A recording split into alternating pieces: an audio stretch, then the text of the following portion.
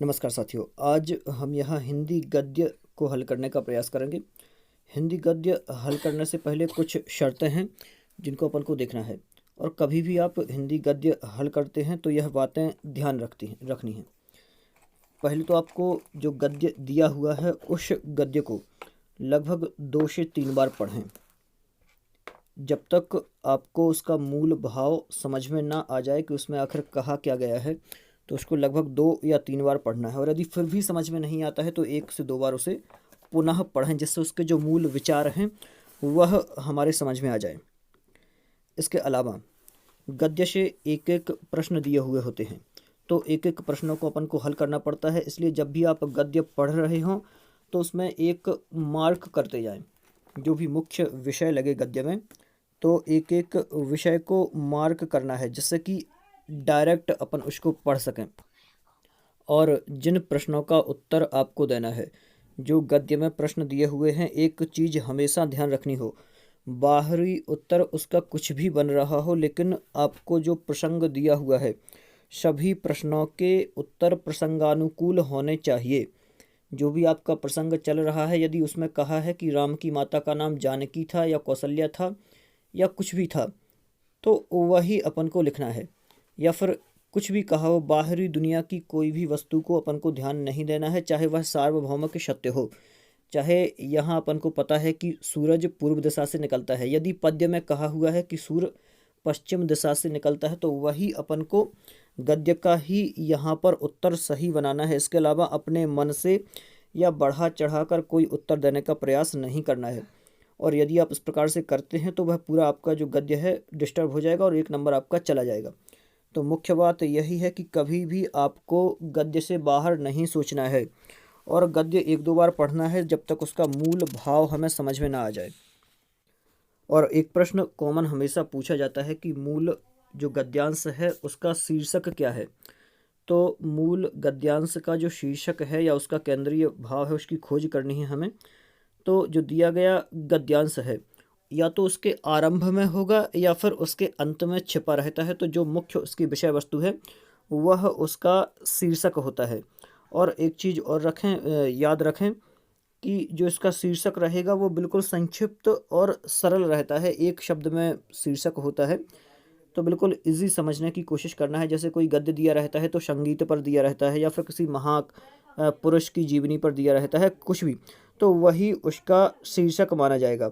और इसके अलावा प्रश्नकर्ता का भाव समझ में आना चाहिए कि प्रश्नकर्ता क्या कहना चाहता है, तो भी आप गद्य को अच्छे तरीके से हल कर पाएंगे। इसलिए अपन को 2 से 3 बार पढ़ना है।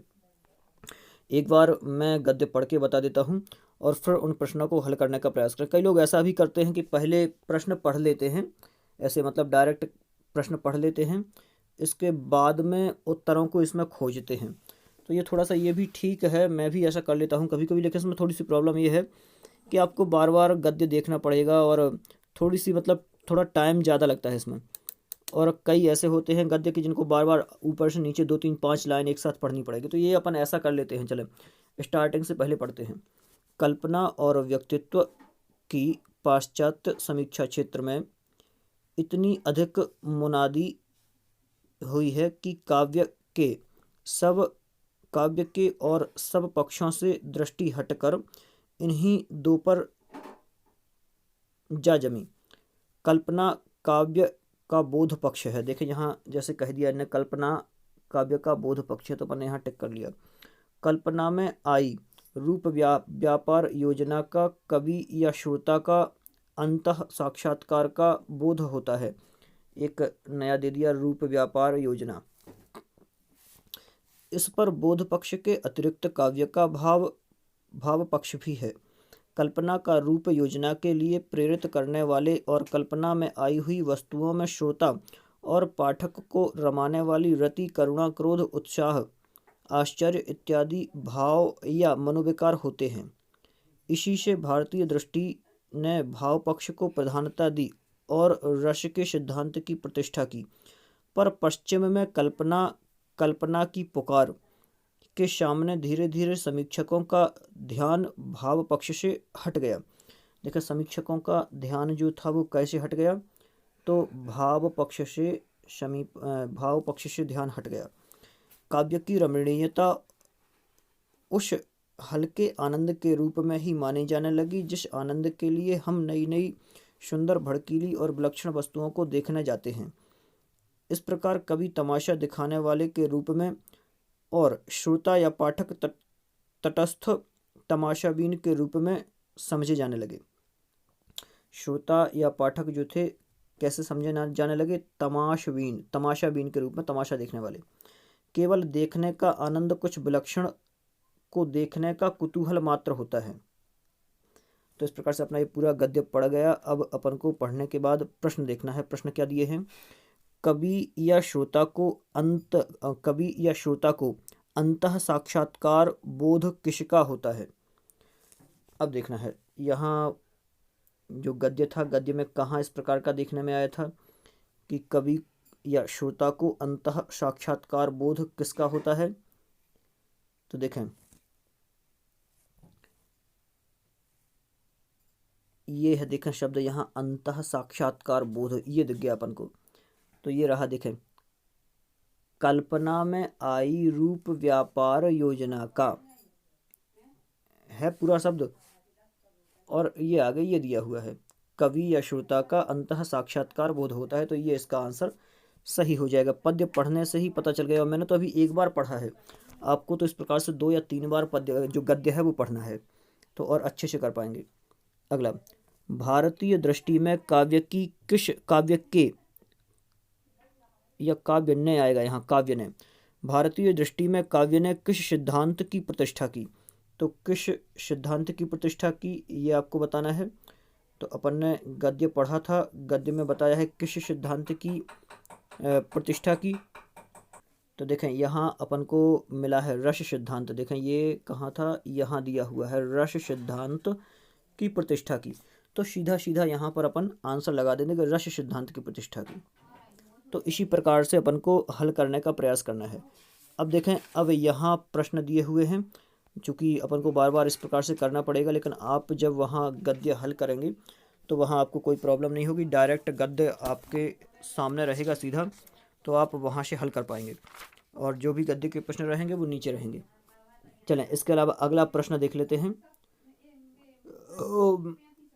यहाँ देखते हैं, चलें चौथा प्रश्न देख लेते हैं। चलें, तीसरा प्रश्न जो है मैंने प्रश्न नहीं दिया है, डायरेक्ट उत्तर ही दे दिया है। चलिए चौथा प्रश्न, पहले प्रश्न देख लेते हैं, बाद में चौथे का उत्तर देखते हैं। चौथा प्रश्न क्या है? कल्पना काव्य का कौन सा पक्ष है? ये जो चौथा वाला प्रश्न है ये देख लेते हैं। ये तीसरे का प्रश्न नहीं यहाँ दिया है मैंने, क्योंकि मैं 1 मिनट देख के बता देता हूँ। हाँ देखें, ये जो इसका प्रश्न है तीसरे का, केवल देखने का आनंद क्या है? केवल देखने का आनंद क्या है? तो केवल देखने का आनंद क्या है? ऑप्शन देखना है अपन को। रसानुभूति है, श्रोता या पाठक को काव्य का मर्म समझाना, भाव पक्ष को प्रदत्त बनाना, या फिर इसके अलावा एक और ऑप्शन दिया हुआ है भाव पक्ष को प्रदत्त बनाना, कुछ विलक्षण को दिखाने का कुतूहल मात्र। अब आपने जब ये पढ़ा होगा, तो गद्य तो आपने पूरा पढ़ा है, तो गद्य में ही आपको इसका आंसर मिल रहा होगा। तो इसका सही आंसर क्या था? ये वाला अपने गद्य में मिल रहा है। देखें, कुछ विलक्षण को दिखाने का कुतूहल मात्र, ये सही हो जाएगा। अगला, कल्पना काव्य का कौन सा पक्ष है? ये भी अपन ने गद्य में पढ़ा था। देखें, कल्पना कौन सा पक्ष है, तो ये अपन ने डायरेक्ट टिक भी किया था। तो इस प्रकार से इसी पद्य के आधार पर अपन को इसका भी आंसर देना है। तो इसका बोध पक्ष होगा। इसका सही आंसर क्या होगा? बोध पक्ष इसका सही आंसर हो जाएगा। चलें, अगला 5वां प्रश्न कौन सा था? काव्य में पाश्चात्य समीक्षा क्षेत्र में सर्वाधिक चर्चा किस तत्व को लेकर हुई है? इसका पहला ऑप्शन है भाव पक्ष की, रस सिद्धांत की प्रतिष्ठा की, काव्य में गंभीर रमणीयता की, या फिर कल्पना और व्यक्तित्व की। तो इसका आपने पहले ही स्टार्टिंग में गद्य में दिया हुआ था, काव्य में पाश्चात्य समीक्षा क्षेत्र में सर्वाधिक चर्चा किस तत्व को लेकर हुई है। तो इसका सही आंसर देखें, यहीं दिया हुआ है, कल्पना और व्यक्तित्व की पाश्चात्य समीक्षा क्षेत्र में इतनी अधिक मुनादी हुई है। तो इस प्रकार से यही इसका सही आंसर हो जाएगा। काव्य और कल्पना और व्यक्तित्व, ये कल्पना और व्यक्तित्व वाला आंसर जो है बिल्कुल सही हो जाएगा। तो आपको इसलिए गद्य 2 से 3 बार पढ़ना ही है।